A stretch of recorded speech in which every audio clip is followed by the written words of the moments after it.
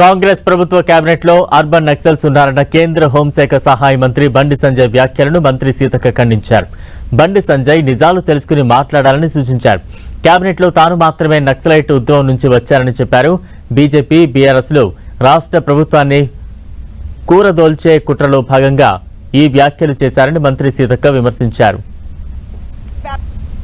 బండి సంజయ్ గారు మరి కేబినెట్ లో అందరు అర్బన్ నక్సలైట్లే ఉన్నారు అని, ఇది ఎంత దుర్మార్గంగా ఈ పదాలను వాడి మరి మమ్మల్ని ఆత్మ న్యూన్యతా భావానికి భయాందోళన గురి చేయాలనే కుట్రతోట ఈ వాదన తీసుకొస్తున్నారు.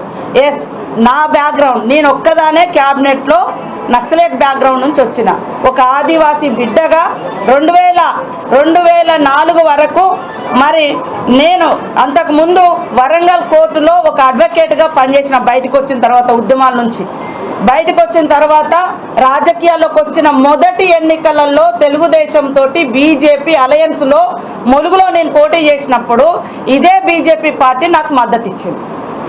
అప్పుడు నేను నక్సలైట్ ఉద్యమం నుంచే వచ్చిన.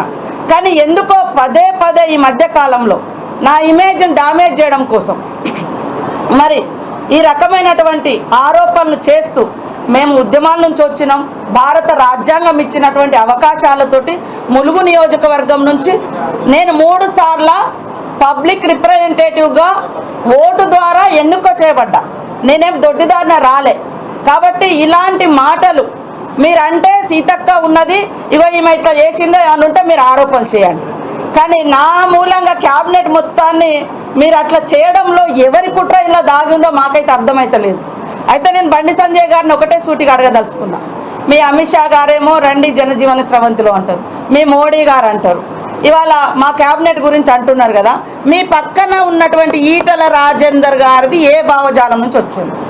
మరి మీరు నిన్నటిదాకా బొడిగ శోభాన్ని తిప్పినటువంటి ఆమె ఏ భావజాలం నుంచి వచ్చింది?